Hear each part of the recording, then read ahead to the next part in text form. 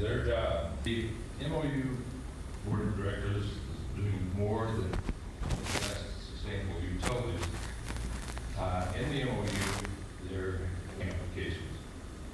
We have appointed a panel of 6 members of the Board of Directors, 3 from the state, 3 from the federal government, to address standardization for talking about how complex the application for funding is. Well, that's true in a lot of applications for funding, including USDA, to all the agencies.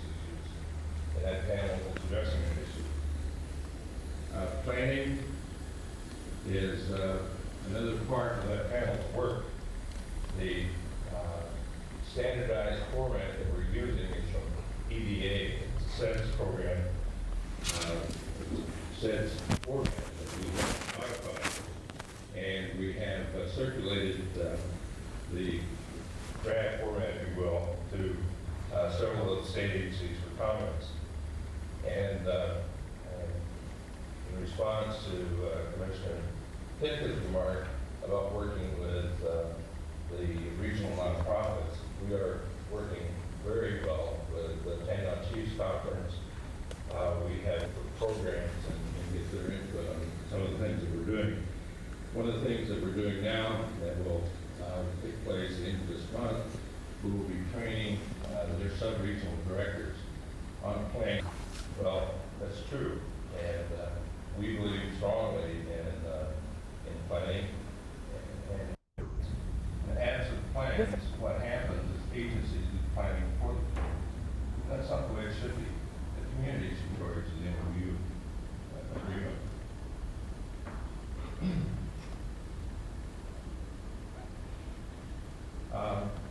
We very many communities in this state. How many have plans and how many do not? The University of Alaska is providing people and resources to do that for us, and we appreciate that very much, Commissioner Hamilton. And I give you an A for that.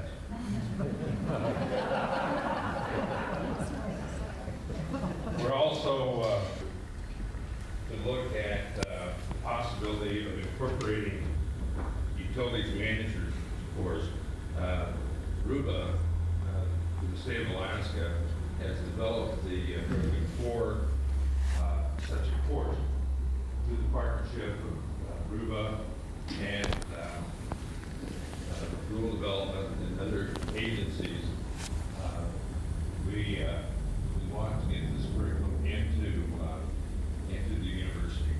The process would be to get the curriculum approved by the university, back to the review, and then the Board of Regents, and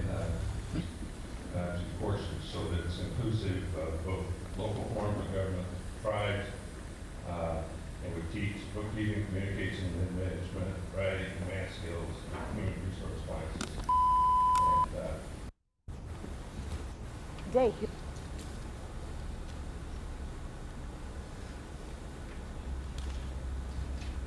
this coordination and the emphasis is directed towards making things, everyone's got the right attitude, and working together and pulling in the same direction, we're going to be successful. I think we'll be pleased with the results. That concludes my remarks.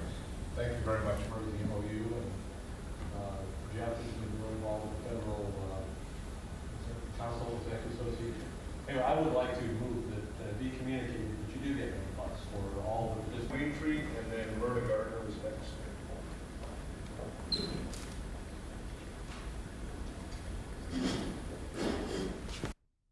Bonus to be anticipated reductions to rise as high as 50% of the entire state fleet industry in Southeast Alaska.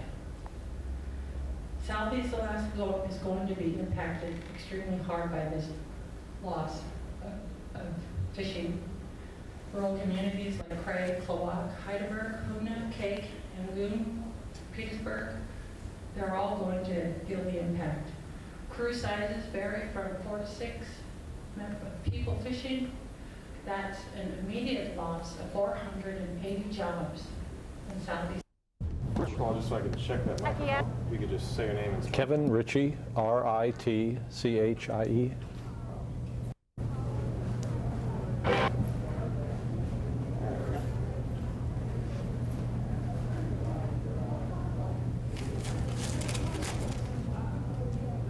The white balance. Yes, you know the So, drill. with all the technology around today, it seems like they would be able to just Yeah, not have to there- do the white balance. There is a setting. I worked with, that great automatic white balance, but sometimes things will fool. Like right now, it's the yellowish light behind you, Yeah. and it might not be happy with that. Well, first of all, if you could tell me,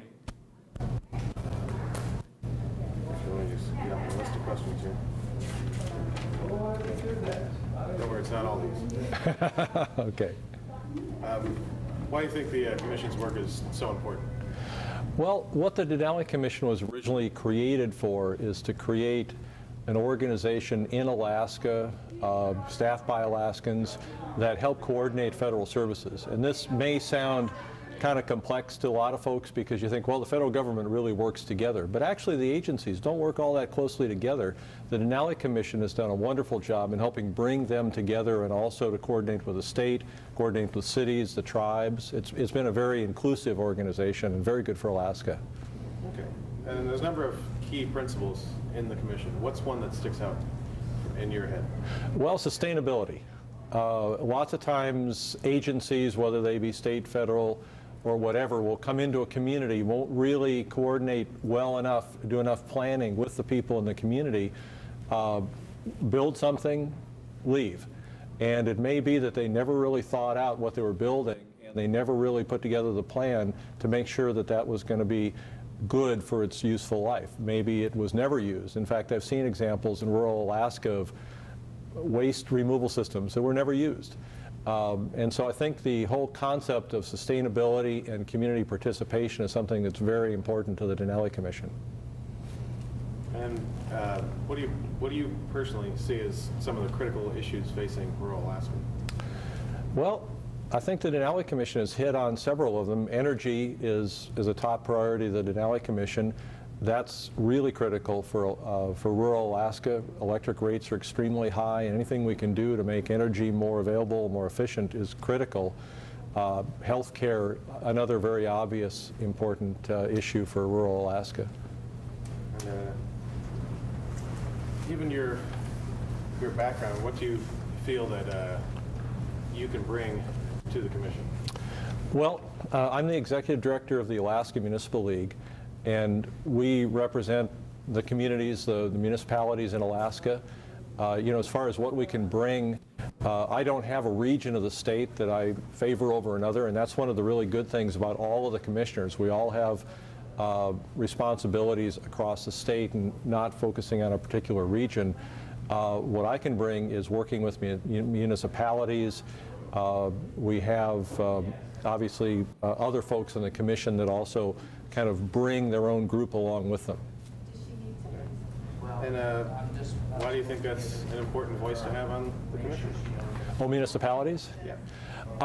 Well, municipalities are our communities. In Alaska, we have tribal governments and we have municipal governments, and many communities have both.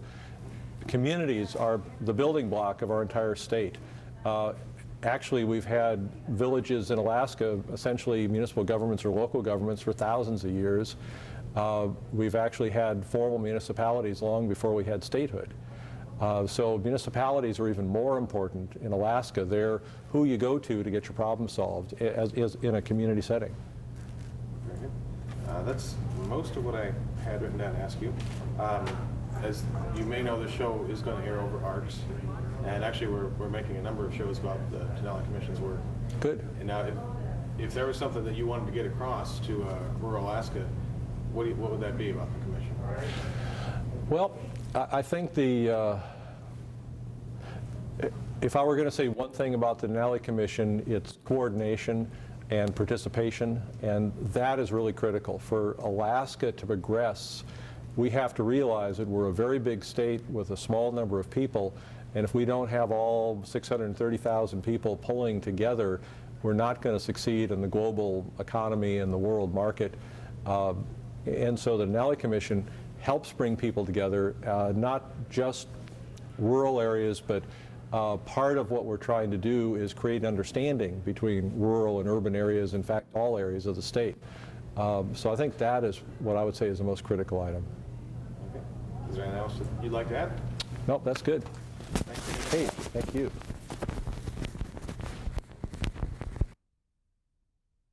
Focus of the world is on Alaska.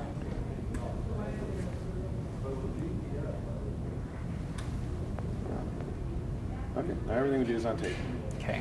So, but first of all, let me just have you say your name and spell it so I get it on the tape. Oh, okay. Tom Okleasik. Last name is Okleasik. All right. And what would be a good official title for you? My official title is Vice President of the Community Service Division at Queric. Okay. What made you want to come down to the Denali Commission meeting? Actually, I attend these meetings officially on behalf of Queric as the organization.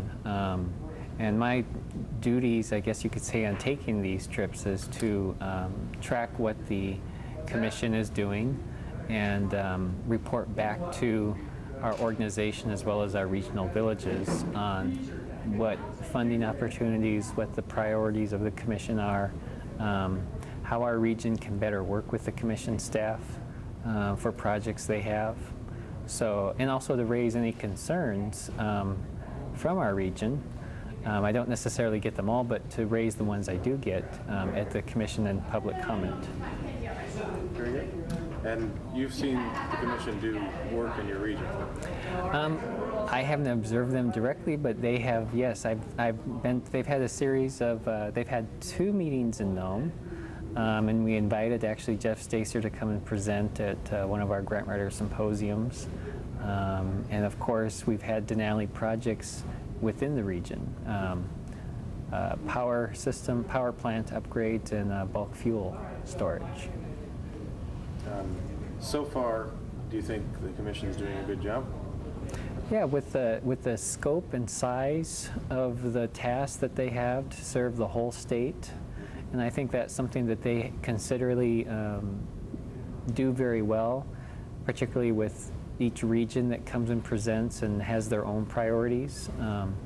I've been to enough meetings where different regions post different things and don't necessarily speak to the resolutions that the commission is handling at the particular meeting.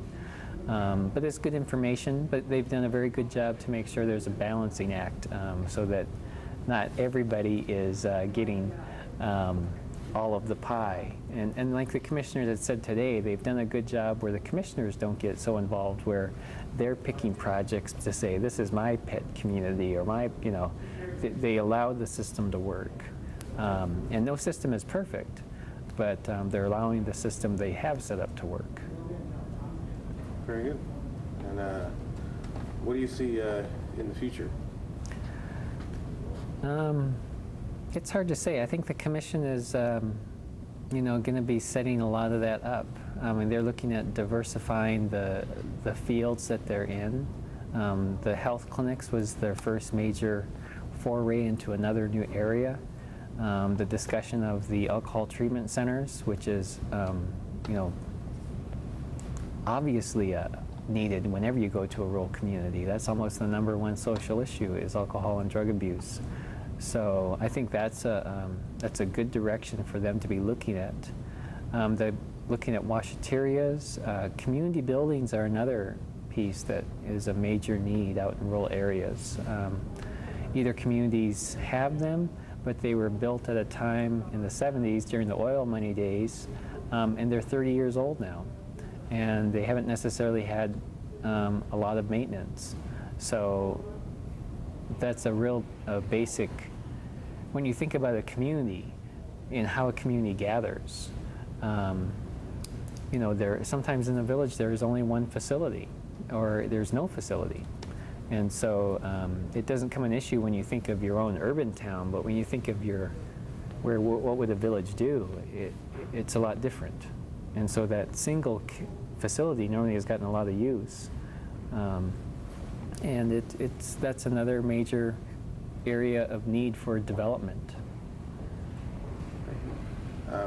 This show is going to air over ARCs. I'm sure you've probably seen ARC Alaska here and there before. But if there's something, what would you like the folks in rural Alaska, in the villages, to know about what the Denali Commission is doing? I think it's important for folks in rural Alaska to really know that the Commission is there to work in their best interest. But like Okleasik has made a decision to use their own funds to send me to their meetings. I know a lot of the small villages don't have those resources, but looking at what a region could do to send at least one person, because they're valuable, it's a valuable use of time to learn and also to provide testimony so that the commissioners who don't necessarily come from rural Alaska have a chance to hear from us that are in the field and there. So I'd really encourage people from rural Alaska to take an education in learning about the Commission and also taking time to attend the meetings. And that could be by telephone as well, since they started to do teleconferences. But the Commission is there to help rural communities, so they're our partner, and they're definitely have been a good partner for us so far. Very good. Is there anything else that you'd like to add? That's about it. All right. Thanks so much for taking the time. Okay, no problem. Big.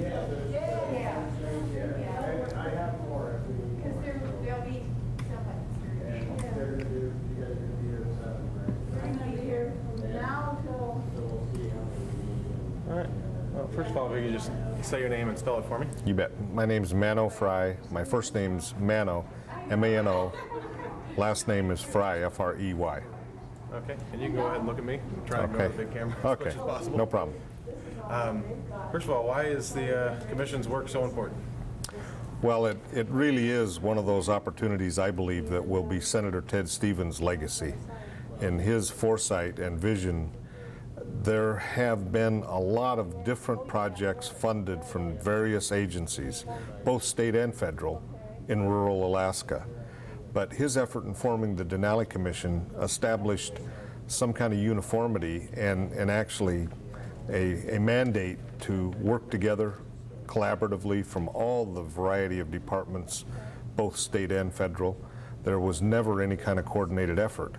And I think the most important thing we're doing, the projects are certainly important, but I think the most important thing that the Denali Commission provides is a forum for collaboration and cooperation that never existed before.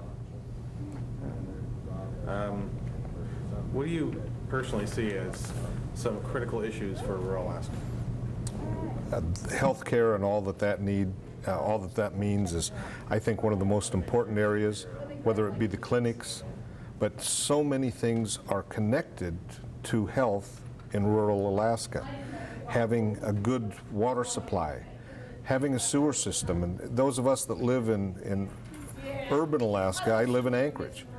I couldn't imagine having to live on a daily basis like those that live in rural Alaska do without having a tap to turn on for water, both hot and cold, without having a toilet to flush. And it's a way of life for some of those people. And so the health connected with not having good potable water, not having good sewage systems, not having a way to dispose of waste, both human and garbage. And all of those issues are so closely connected. Some of the other projects that we've taken on initially, especially the bulk fuel storage and those kinds of things. Again, when there were problems with the existing tankage in those rural communities, it made people sick. I mean, it all really, the things that we're doing are all interrelated to health in one fashion or another.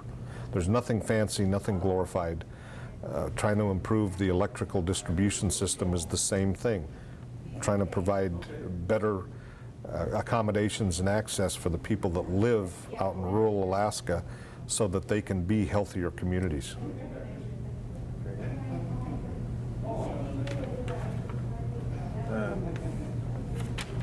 The Commission goes to great length to try and train and employ local residents.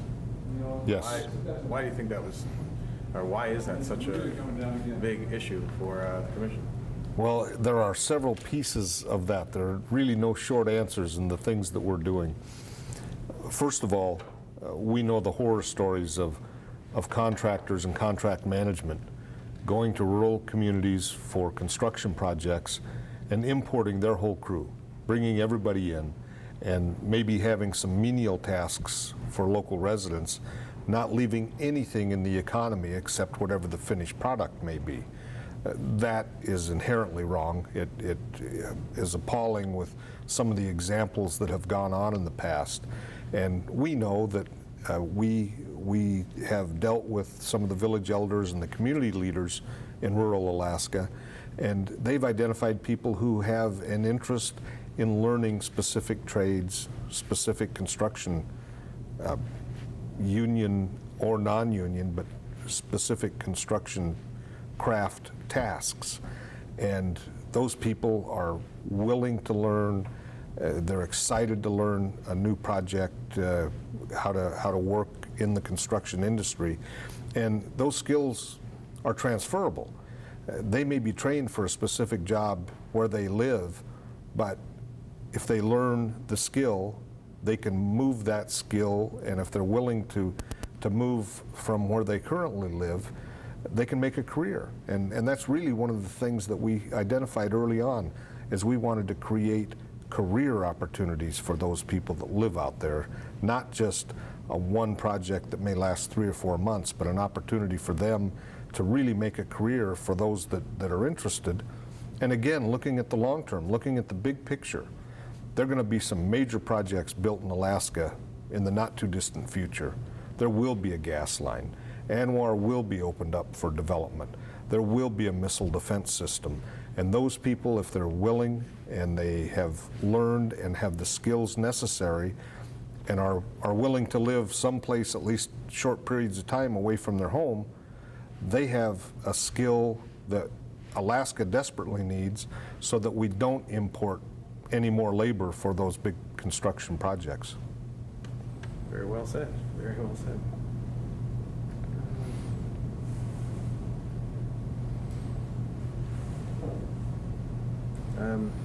Now, obviously, you've been involved with labor for a long time. How big of a step forward is what you've just been talking about, as opposed to how things were done in the past? Well, and what we did with the unions, we actually created a new nonprofit, an umbrella organization that would help coordinate, much like the Denali Commission does, but on a much smaller scale, coordinate the activities of all the apprenticeship and training programs in the state of Alaska. And we then approached Senator Stevens about providing a funding source so that we could take those skills that are transportable. We could go directly to the community in rural Alaska, take the instructors and actually teach in the local community some of the skills, whether it be welding or carpentry or being a laborer or heavy equipment operator. In some cases, because the equipment is so large and massive, we just can't transport it.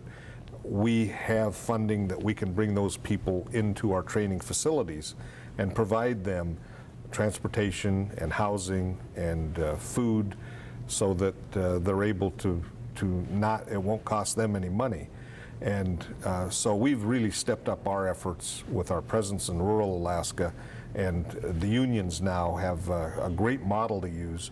And this year we were tremendously successful, and we know that it's just going to be growing as far as our ability to reach out, to train people, meaningful construction projects, and in the future it will be absolutely growing to where we'll have a cadre of people in rural Alaska that have construction skills that are transferable anywhere they'd like to be.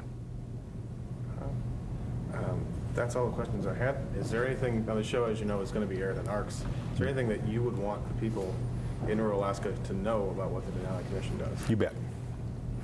The Denali Commission, this is just the beginning of our 4th year. We've had 3 years to really get some semblance of order as far as projects that we help fund, and just an order out of not having a functional coordination out in rural Alaska between all the variety of departments, both state and federal, that are involved in these projects. We've seen the Denali Commission staff and the quality of people that are involved, and we also have memorandums of understanding with a variety of groups that are involved in projects out in rural Alaska. And I'll just say, we've grown. We've absolutely, our ability as far as the skill level that we're able to bring now to the communities and the projects that they're going to see, just have faith in us, and eventually we'll be able to have a great deal more capacity in helping rural Alaska and in addressing their infrastructure needs. Very good. Anything else that you'd like to add? No, that's fine. Thank you. Yeah, thanks for taking the time. Hey, no. Yeah, you're right. Might come out too dark, but we'll give it a shot. So just say, say your name, say, hello, I'm so-and-so, and I'm from Juneau, and I watch Heartbeat Alaska.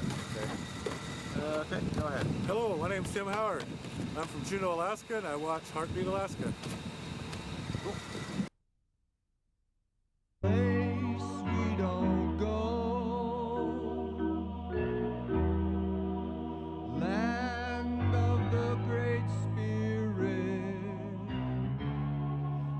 Our ancestors know.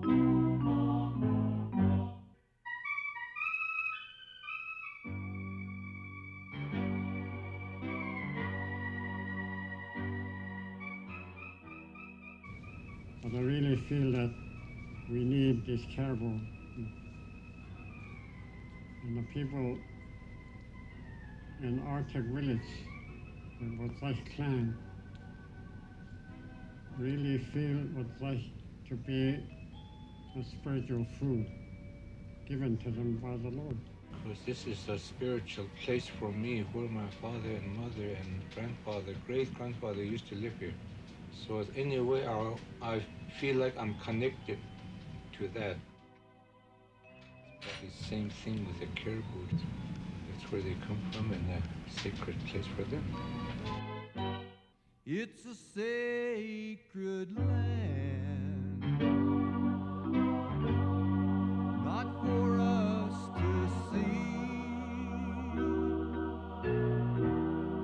where the caribou are born, so their spirits are free. The Spirit gives them to you and me, their body and their spirit, so we can be free. Way up north, it's not ours to hold. Land of the Great Spirit,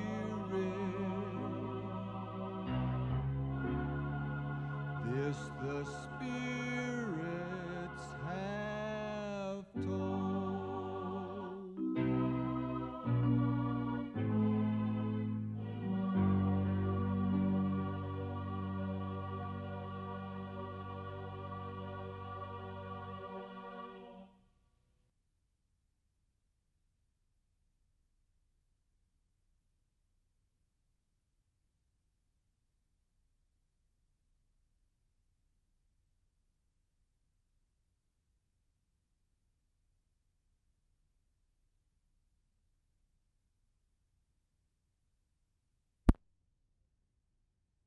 The Congress.